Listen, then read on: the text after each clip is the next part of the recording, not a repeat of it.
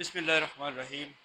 Viewers, इस lecture में हम एक बड़ा इम्पॉर्टेंट फार्मूला प्रूव करने जा रहे हैं। Del dot A cross B is equal to B dot del cross A minus A dot del cross B. अब ये फार्मूला आपने याद भी रखना है और आगे चल के इस्तेमाल भी करना है। इसकी ऑल्टरनेटिव फॉर्म अगर देखें तो ऑल्टरनेटिव फॉर्म क्या होगी? डेल डॉट से मुराद क्या होती है? डेव होता है। डेव डाइवर्जेंस होता है ना, डेल डॉट। उसकी वजह से हम डेल डॉट जो होता है वो डाइवर्जेंस है। तो div of A cross B is equal to B dot, और डेल क्रॉस ए किसके बराबर है? Curl A minus A dot del cross B किसके बराबर है? Curl B.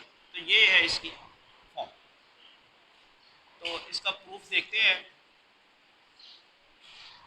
प्रूफ में जब आप del dot A cross B लेंगे तो ऑब्वियसली आपको ए क्रॉस बी पहले लेना है और फिर ए क्रॉस बी का डाइवर्जेंस लेना।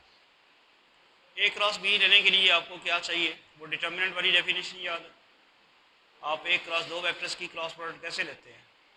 डिटर्मिनेंट 3/3 का लेते हैं और उसकी फर्स्ट रो में आई जे के और सेकंड रो में वेक्टर ए की कंपोनेंट्स और थर्ड रो में वेक्टर बी की कंपोनेंट्स। हम वो वेक्टर्स जो हैं उनको अगर कंपोनेंट फॉर्म में सपोज कर लें, वेक्टर ए को ले लिया a1i plus a2j plus a3k, ये वेक्टर ए हो गया। वेक्टर बी हो गया b1i plus b2j plus b3k, ये वेक्टर्स ए और बी हो कंपोनेंट फॉर्म। इसके बाद अगर आप वेक्टर ए और बी की क्रॉस प्रोडक्ट लेते हैं तो वो क्या आता है? आई जे के और क्या आना है नीचे? a1 a2 a3 b1 b2 और b3। ठीक है। फर्स्ट रो में आई जे के, सेकंड रो में इस वेक्टर की कंपोनेंट्स, थर्ड रो में इस वेक्टर की कंपोनेंट्स। अब अगर आप इसको एक्सपेंड करते हैं, a1 a2 into b3 minus a3 into b2 minus जी, ये रो और ये कॉलम छोड़ देंगे। a1 into b3 a1 into b3 minus a3 into b1 and plus के वाले में ये रो और ये कॉलम छोड़ देना। a1 into b2 minus a2 into b1। ठीक है, ये आपके पास आ गया a क्रॉस b। अब आपने क्या करना है? Div a cross b find करना। डिव a क्रॉस b, तो वो डॉट प्रोडक्ट लेंगे किसके साथ? हाँ जी। तो क्या आ जाएगा आपके पास? Partial over partial X a2 b3 minus a3 b2, फिर प्लस कर लें तो नेगेटिव साइन उधर अंदर अप्लाई कर देते हैं। पार्शियल ओवर पार्शियल वाई क्या आएगा जी? a3 b1 minus a1 b3, मैंने नेगेटिव साइन इससे मल्टीप्लाई करा दिया। फिर plus partial over partial Z आना है। Partial over partial Z a1 b2 minus a2 b1। ठीक है, ये हमने डाइवर्जेंस ए क्रॉस बी मालूम कर लिया। इसको अब इसके बराबर हमने साबित करना। अब जारी बात है, इसके पार्शियल डेरिवेटिव्स लेंगे। यहाँ तक का जो अमल हमने किया है ये सिर्फ आपको समझाने के लिए किया है। हम ये सारे स्टेप्स नहीं करेंगे क्योंकि सारे स्टेप्स करने से हमारा क्वेश्चन की लेंथ बढ़ जाएगी। हमने सिर्फ आपको समझाने के लिए ये सारा कुछ किया है कि ये इसको शॉर्टकट में कैसे लिखेंगे। जो बुक में शॉर्टकट फॉर्म में लिखा जाता है वो कैसे लिखा जाता है? वो इसको सिग्मा की फॉर्म में लिखा जाता है। यानी सिर्फ इनमें से एक एंट्री हम ले लेंगे और बाकी चीज़ जो है वो नहीं लेंगे और डाल देंगे सिग्मा। मैं आपको वो बताता हूँ जो बुक में नोटेशन हम यूज़ करते हैं।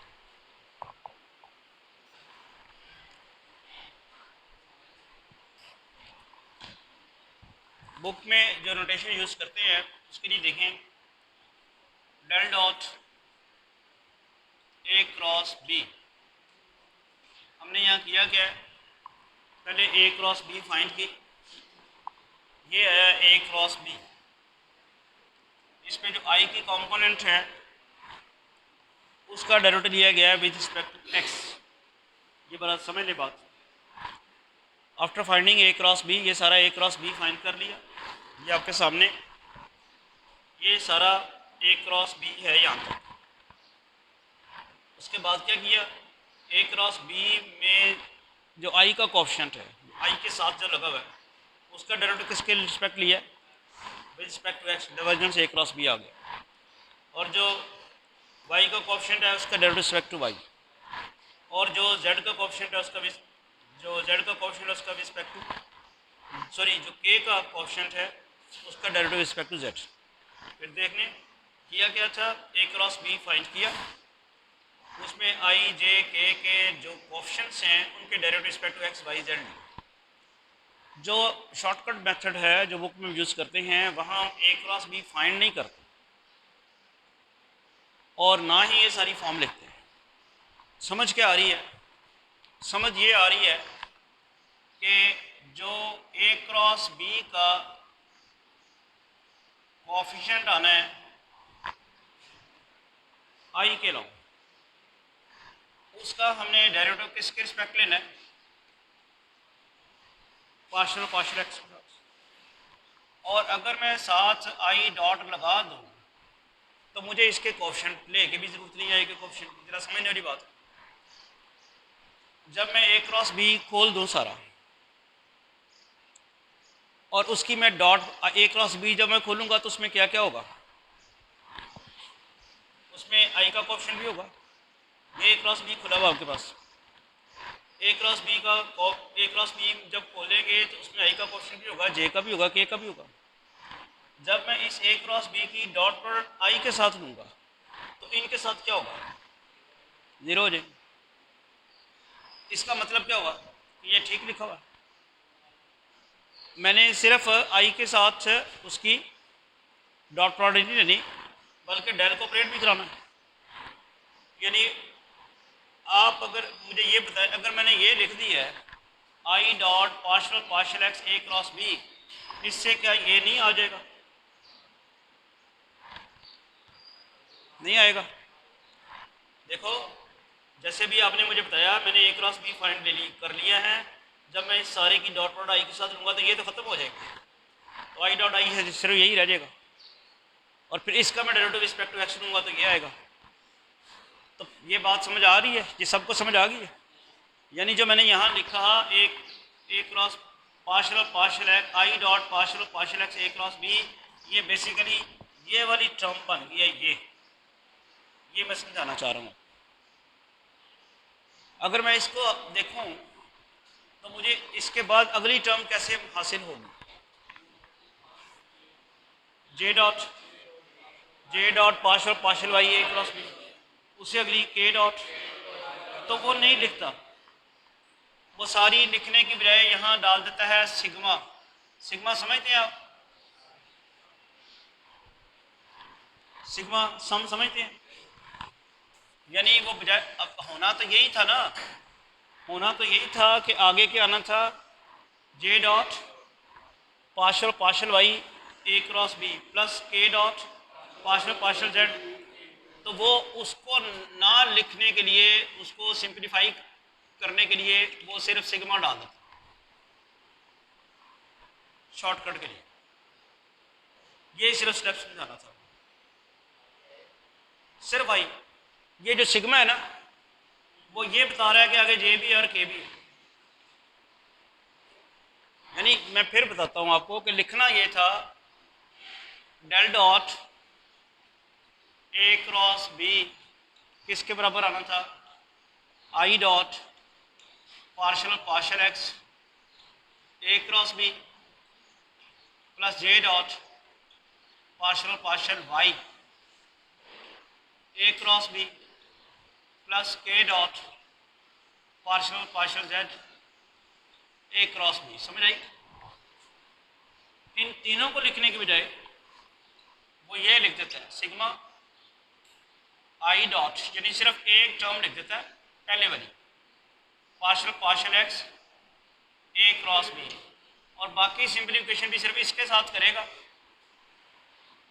और वो कंक्लूड कर लेगा सिग्मा आखिर में डाल। बस ये नोटेशनल आपको एक्सप्रेशन समझाना था कि किस तरह लिखते हैं।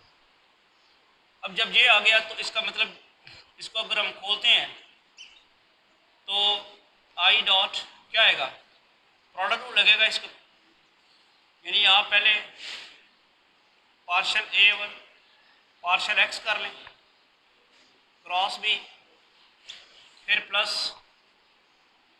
ए क्रॉस पार्शल बी और पार्शल एक्स कर लें, इसमें लग।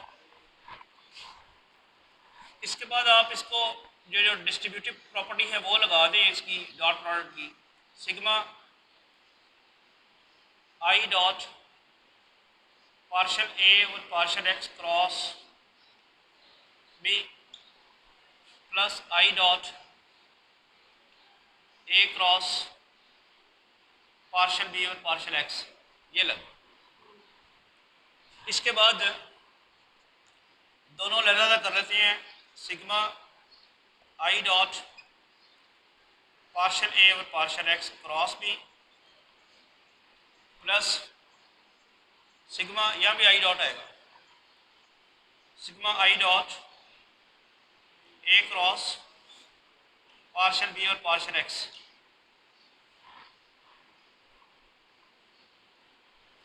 आई dot partial I dot A cross partial B और पार्शल एक्स। ठीक, अब नेक्स्ट देखें कि इसको किस तरह सिंप्लीफाई किया जा सकता है। यहाँ तक अगर कोई मसला है तो पूछ लें। तो नेक्स्ट स्टेप में ये है कि ये दोनों को सिमेट्रिक रखने के लिए, एक जैसे रखने के लिए, इस क्रॉस प्रोडक्ट का आप में वेक्टर्स का ऑर्डर रिवर्स करें, यानी पार्शल बी और पार्शल एक्स पहले लिख लें, एक क्रॉस ए बाद में लिखें, तो नेगेटिव साइन आ जाएगा। आएगा क्या, sigma I dot partial A और partial X cross B minus sigma I dot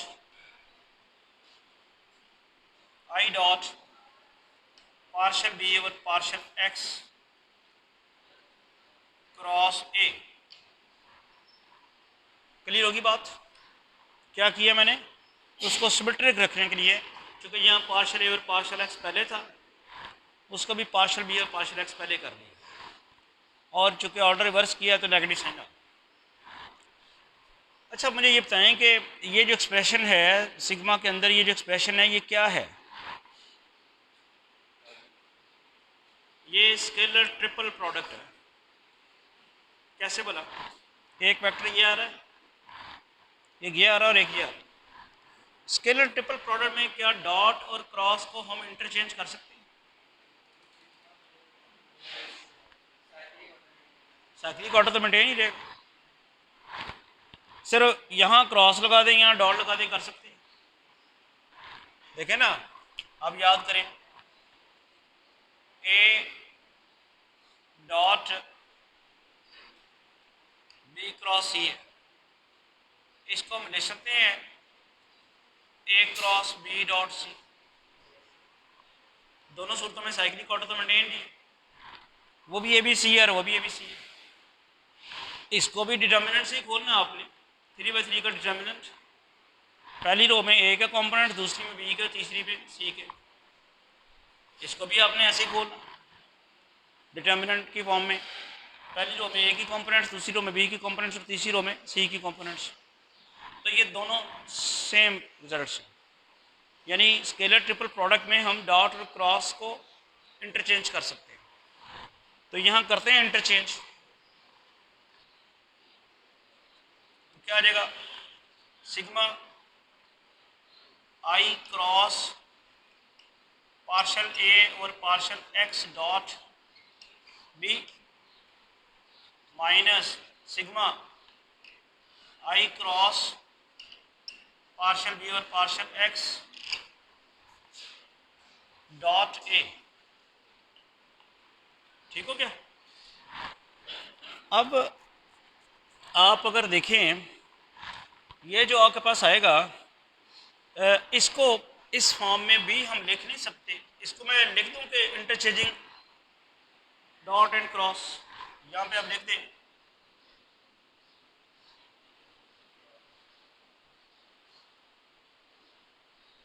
interchanging dot and cross.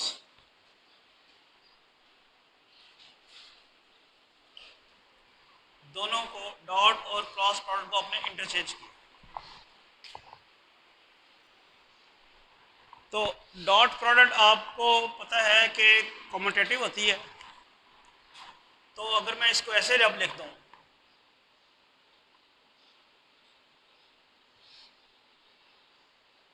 ये जो सिग्मा है, ये सिग्मा किसके ऊपर ऑपरेट होगा? बी के ऊपर भी होगा ऑपरेट। सिग्मा, सिग्मा मीन सम। सम हमने क्यों लिया था? हमने सम जब लिया था तो क्या कौन सी टर्म छोड़ी थी तो सिग्मा लगाया था? सिर्फ एक ले ली थी, बाकी दो छोड़ी थी तो सिग्मा लगाया था। और सिग्मा ये इंडिकेट कर रहा था तो बाकी भी दो हैं। जब आपने ये सिग्मा इसके ऊपर आपको नज़र आ रहा, क्या बी की कोई चीज़ छूटी हुई नज़र आती है? बी के कंपोनेंट्स क्या थी? B1i, B2j, B3k, जो कि हमने यहाँ नहीं ली है। अगर होती तो B1i, B2j, B3k होती, तो कोई टर्म छूटी तो नहीं हुई।